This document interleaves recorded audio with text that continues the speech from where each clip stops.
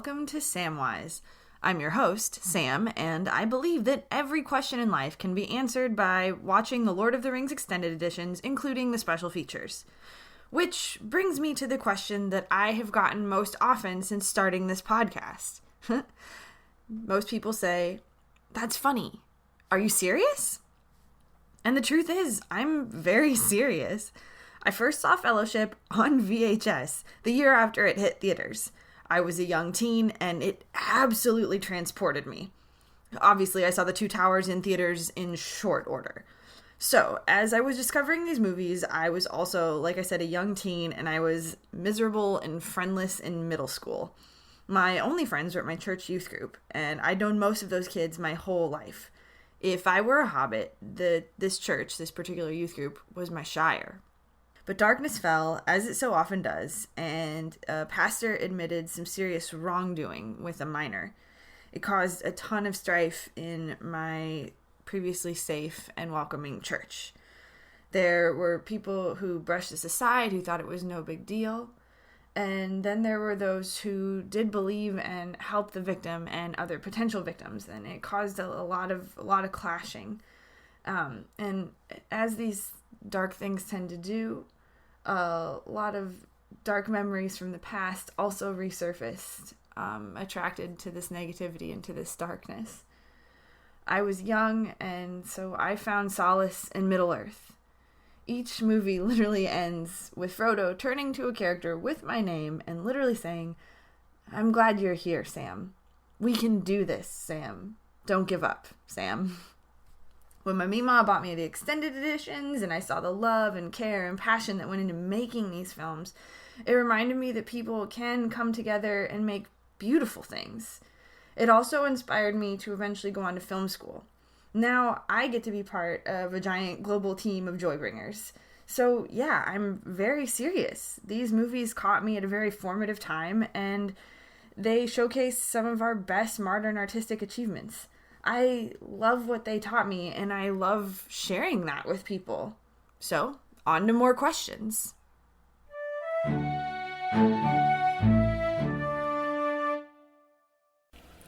Hey Sam, so I'm currently trying to do a career change in my life where I'm going from being an animator and I'm trying to pursue writing. Is there anything in the Lord of the Rings that could give me some advice on the best way to do that while still being financially stable? As it happens, the director and writer commentary and special features have quite a lot to say about becoming a writer. So the films themselves are written by Peter Jackson, who is also the director, his partner Fran Walsh, and Philippa Boyens. And they were writing the film as it was being made. So I think the key here is that writing can happen anywhere and while lots of other jobs are going on. So I would continue being an animator. The other great thing is that being an animator allows you to position yourself as someone who is uniquely suited to tell character-driven stories. Now, I'm not sure what you're animating right now, but I do know that the animators in the VFX house at Weta are the ones that were responsible for bringing to life a lot of the characters in the crowds and stuff that were enhanced by CGI. Now, these movies are great at practical effects, but that doesn't mean that there weren't quite a lot of CGI critters running around as well.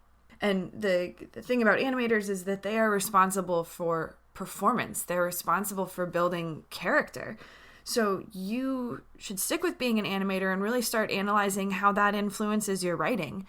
Use it, because if there's anything these movies teach us, it's that storytelling is not just about the people putting words on the page. Everybody contributed, the cast, the crew, Richard Taylor's team at Weta, to make these worlds feel real. So I think continue animating, build your portfolio as a writer, and when you go to pitch yourself, remember that you're in such a unique place. You understand character better than a lot of people who are just writers. This is such an exciting thing, and you're in such a great place. I would also recommend if you're animating for video games or for VFX, find the people who are making the stories that you're animating to and start connecting with them. One of the cool things that Sir Richard Taylor talks about when building The Lord of the Rings is that they recruited craftspeople who were way outside of the film industry to help make these worlds feel real and lived in. try to find animation that fits closer with the storytelling that you want to do. Many animation studios, and I only know this because I've worked for several, have pitch programs for people who aren't necessarily writers, but who have story ideas, because all animation is such a creative and rich endeavor. So I would try to find those pitch programs, tell the stories that you want to tell, see if they catch anyone's eye, and work with the people that you know that are writing to figure out what you can do to get even better, to use your skills and really hone them. Best of luck. This is such an exciting career change, and it sounds like you're going to do great.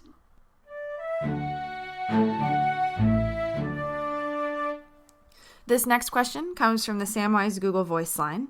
It was a text message, and it reads, Samwise, my friend is going through a nasty divorce. How do I help him?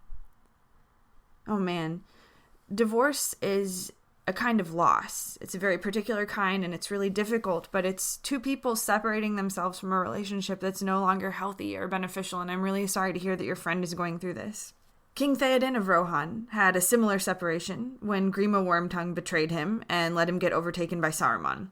After Gandalf excised Saruman from his brain, Gandalf had to let Theoden grieve the damage done to his sense of self, his kingdom, and his family. This relationship was so toxic that Theoden's son died as a result. Now, I hope nothing so tragic has happened to your friend, but I bet his sense of self has been kind of damaged by this. It's a huge shift in life and how he probably thinks of himself. And although there was a ton to be done in Theoden's case, they had to get everyone to Helm's Deep and everything, Gandalf didn't make him jump back into action right away. He gave him a chance to grieve, and he listened and grieved alongside his friend before coaxing him back into action. So allow your friend to be sad. Listen and be sad along with him. Keep him from wallowing too deep in it about what could have been, but this is hard. Let him own this as a loss.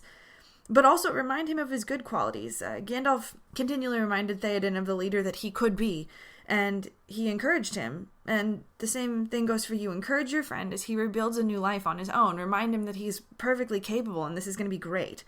It's a long road, but don't let it be a lonely one for your friend.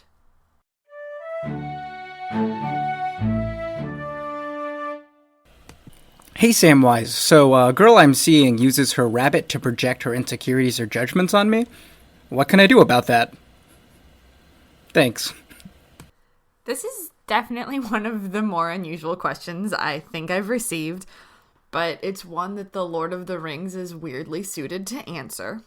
So, the One Ring itself causes people's insecurities to grow and manifest so that when Gollum was Smeagol, and he was hanging out with his cousin Deagle, he became so nervous and so jealous that he murdered him. Bilbo yelled at Gandalf and told him it was his fault that he was angry. He attacked Frodo with that creepy puppet face. The ring is pretty toxic, and it is a huge red flag. I think that your girlfriend is behaving with her rabbit the same way that people do when they're holding on to the ring. I don't know if this red flag is big enough to be a deal breaker for you, but it certainly would be for me. I don't like people who behave like golems.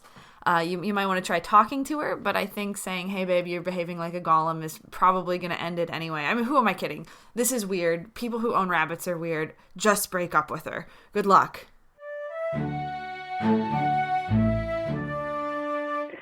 Hi, Samwise. This is Lanny.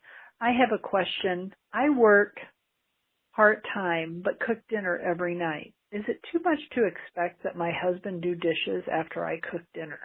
Thanks. Bye. It's absolutely not too much to ask that your husband do the dishes. You're working hard, and you might not work full-time, but a job's a job, and dinner is work.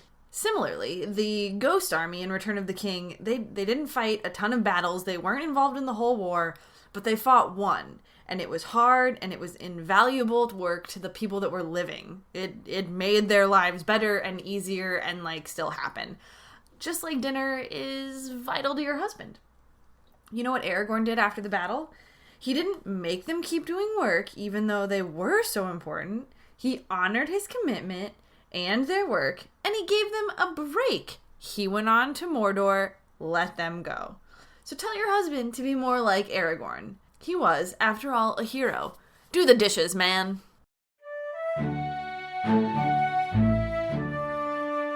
That brings us to the end of this week's journey. Thank you, as always, for tuning in. If you have a question that you'd like to have me answer, well, not me, the wisdom of the Lord of the Rings, please give a call to the Google Voice line at 608-561-2755, or you can email me at sam.wise.ath@gmail.com. Again, 608-561-2755 or sam.wise.ath@gmail.com. Both of those will be in the show notes. You can also follow me on Instagram at SammyJane613. You can also DM me there for questions, or you can visit the After the Hype Facebook page. That's our parent podcast network. They have loads of great stuff, including content from other podcasts, including Venture Bros, a Venture Brothers podcast. They also have wonderful articles at athpod.com. Some of them are written by yours truly. And of course, every Thursday at 10 a.m., you can tune in to the original After the Hype podcast. It is wonderful. They've got some great episodes coming up. I highly encourage you to tune in. So again, that's athpod.com. You can go to the After the Hype Facebook page. Don't forget to rate and review us on iTunes. I'm still living in their feed. They are nice enough to let me be a couch crasher, but soon that will be changing. I will have my own feed, and you should rate and review me there on iTunes. You can also follow my dog, whose life is far more interesting than mine, at Saint_Laddi. That's Saint_Laddi. So that's all I've got for now. See you next week, and keep those questions coming. Bye!